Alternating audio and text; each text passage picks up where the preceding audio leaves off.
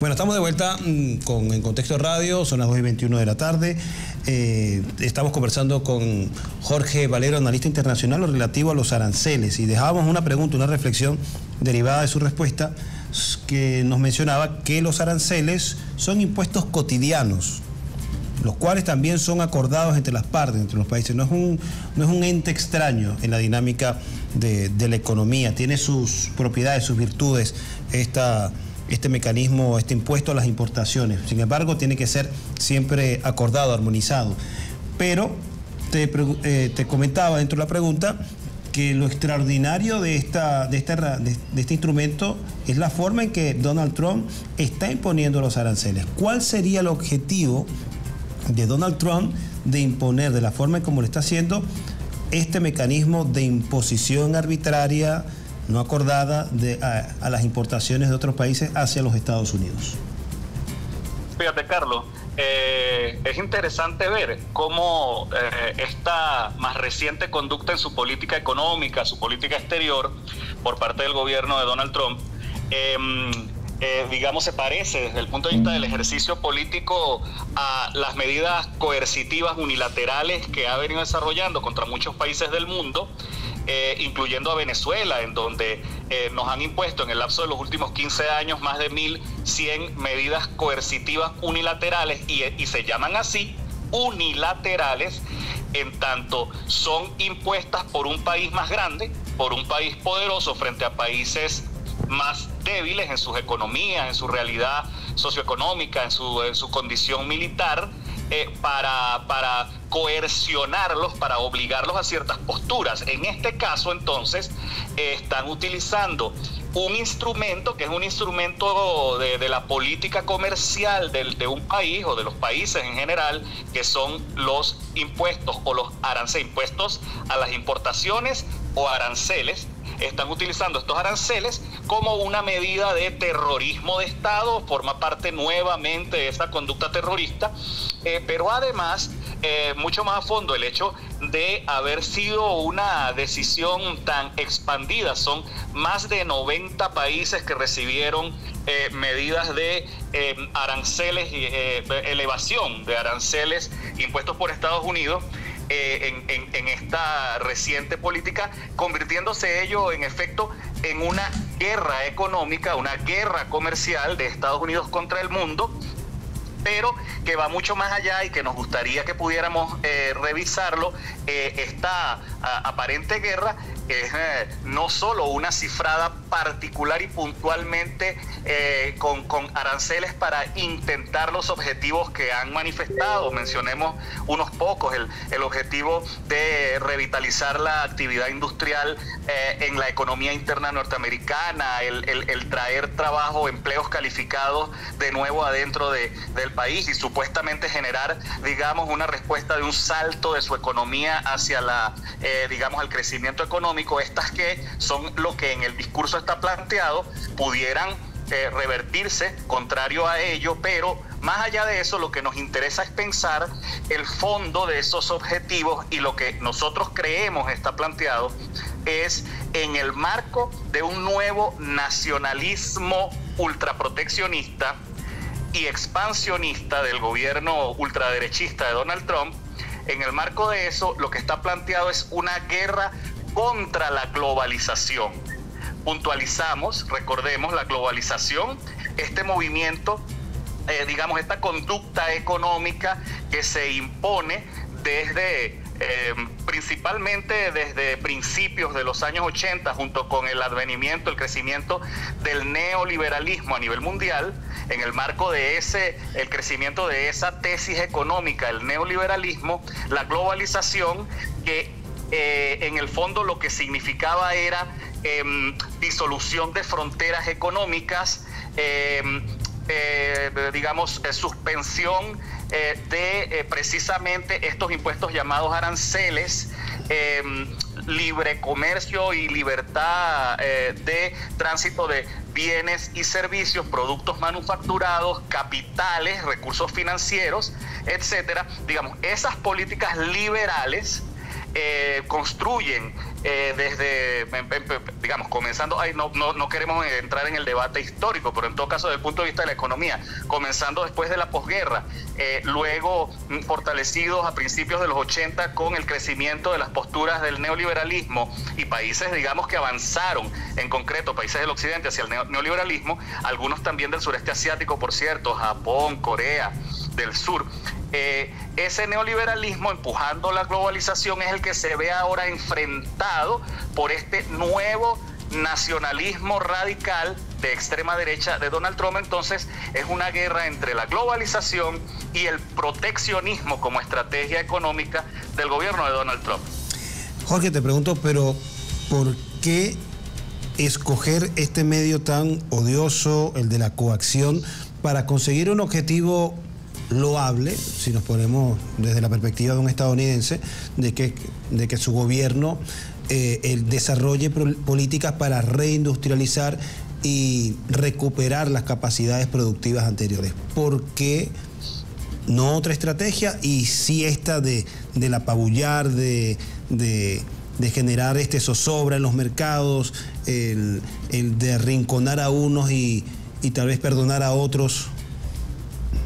Bueno, la tesis aparentemente establecida tiene algunas, llamémoslo así, razones extremadamente pragmáticas. La primera que hay que entender es que Estados Unidos es el país con la deuda externa más grande del planeta, que está superando ya los 36.5 trillones de dólares, 36.5 trillones de dólares en deuda, y por cierto sus principales acreedores son Japón y China. Son los dos países, digamos, que ostentan la mayor cantidad de deuda pública de Estados Unidos, y además es un país en una situación de déficit fiscal enorme de unos 2.5 trillones de dólares, el déficit fiscal de Estados Unidos. La tesis inicial y la más pragmática es la presunción de que a partir de los aranceles, lo ha expresado el presidente Trump numerosas veces, que van a hacer al fisco rico. En otras palabras, al cobrar esos impuestos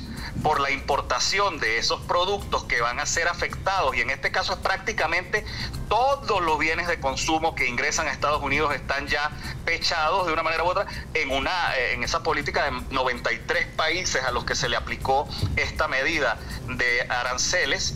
Entonces la presunción es que van a reunir una enorme cantidad de dinero que cobrarán por la importación de esos productos, y eso ayudará a superar su déficit fiscal. Sin embargo, el fondo del objetivo creemos que va mucho más allá, creemos que está cifrado en varios planos, es una estrategia bien compleja y no es arbitraria, bien pensada para generar un conjunto de cosas. La primera es bajo la presunción de que Estados Unidos es la economía más poderosa del mundo y que en un plano de una guerra comercial mundial ellos van a salir victoriosos. Ante esa tesis, el objetivo entonces es colocar al resto de las economías del mundo a subordinarse, es decir, afectarlas de tal manera. Es más, se está intentando provocar una recesión global. Y esa recesión global, según la percepción del gobierno de Trump, debe favorecer al gobierno de Trump por encima del resto de países, y ubiquémoslo en bloque entonces, favorecerlo frente a Europa y convertir a Europa entonces de nuevo en una especie de subordinado parecido a como lo fue en el momento de la posguerra, en donde el plan Marshall se convirtió en el presupuesto para la reconstrucción y el desarrollo de Europa en ese periodo, para someter a China, su principal enemigo comercial, y hacer que en el marco de ese conjunto, digamos, de recesión global, los países dejen de comprarle a China. Entonces, es una guerra global que está además cifrada en objetivos que son económicos subyacentes, y es superar la situación de fragilidad del dólar como moneda de transacción global y someter al mundo, al planeta, a continuar bajo el control y el dominio del dólar como moneda de transacción.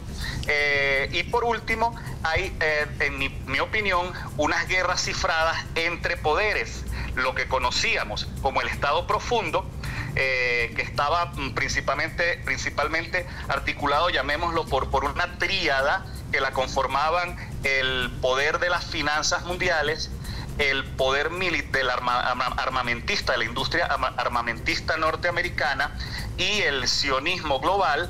Eso que reconocíamos como el Estado profundo está siendo enfrentado por la nueva oligarquía tecnocrática o la nueva tecnooligarquía, comprendida por los dueños de estos instrumentos, de las nuevas tecnologías de la información, de la comunicación y de la inteligencia artificial, que, digamos, ostentan una riqueza producto de un ente abstracto, que es la metadata y la capacidad de la transmisión, de la acumulación de datos y la transmisión de la información, frente entonces a aquel viejo poder. En la práctica, entonces, hay dos guerras. Hay una guerra planetaria y que está cifrándose, que está, digamos, desarrollándose, pero también hay una guerra de poderes económicos a lo interno de lo que controlaba antes el Estado norteamericano.